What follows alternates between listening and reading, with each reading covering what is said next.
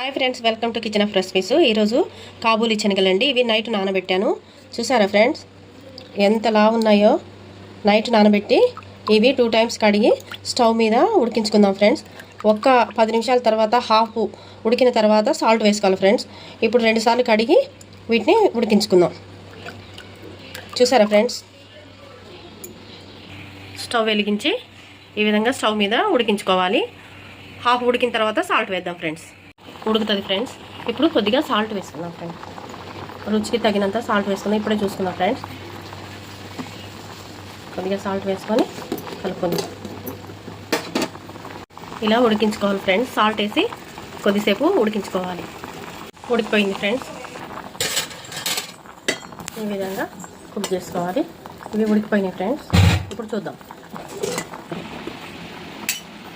ఉడికినాయి friends. ఇలా అంటే చూసారు ఫ్రెండ్స్, కట్ అయింది, వెంటనే ఉడికిపోయింది అనమాట. ఇది చూస్తే తెలిసిపోతుంది ఫ్రెండ్స్ ఉడికిపోయింది. ఇప్పుడు స్టవ్ ఆఫ్ చేసేస్తున్నాను ఫ్రెండ్స్. స్టవ్ కట్టేసాను. ఇవి వాటర్లోంచి సపరేట్ చేసేయాలి. చేసేసి వేరొక గిన్నెలో ట్రాన్స్ఫర్ చేసుకోవాలి. వేరొక గిన్నెలోకి ట్రాన్స్ఫర్ చేసుకోవాలి. స్టవ్ మీద వేరొక ప్యాన్ పెట్టుకొని కొద్దిగా ఆయిల్ వేసుకుందామండి. కొద్దిగా ఆయిల్ వేసుకుందాం. ఆయిల్ హీట్ ఎక్కిన తర్వాత తాలింపు వేసుకుందాం. ఆయిల్ హీట్ ఎక్కింది. 10 వెల్లుల్లిపాయలు వేసుకుందాం. ఆయిలండి. 3 ఎండుమిర్చి, 3 ఎండుమిర్చి అండి. 1 స్పూను తాలింపు గింజలు, 1 స్పూన్ తాలింపు గింజలు వేసి కలుపుకున్నాం.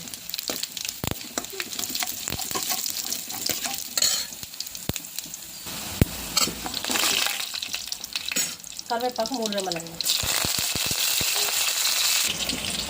శనగలు వేసుకుంది. ఆ తాలింపు కూడా శనగలు వేసుకునే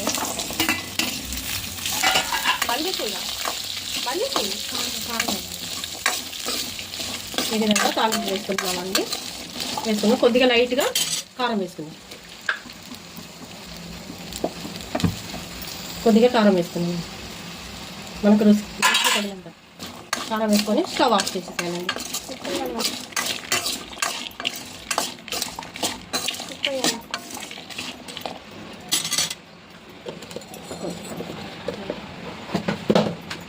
కొంచెం కొద్దిగా సాల్ట్ వేస్తున్నానండి. కొద్దిగా లైట్గా సాల్ట్ వేసాను. స్టవ్ బంద్ చేయటమేనండి, అంతే. రుచికరమైన కాబూలీ శనగలు రెడీ ఫ్రెండ్స్. ఈ విధంగా మీరు ట్రై చేయండి. ఈ వీడియో కనుక మీకు నచ్చినట్టయితే లైక్ చేయండి, షేర్ చేయండి, సబ్స్క్రైబ్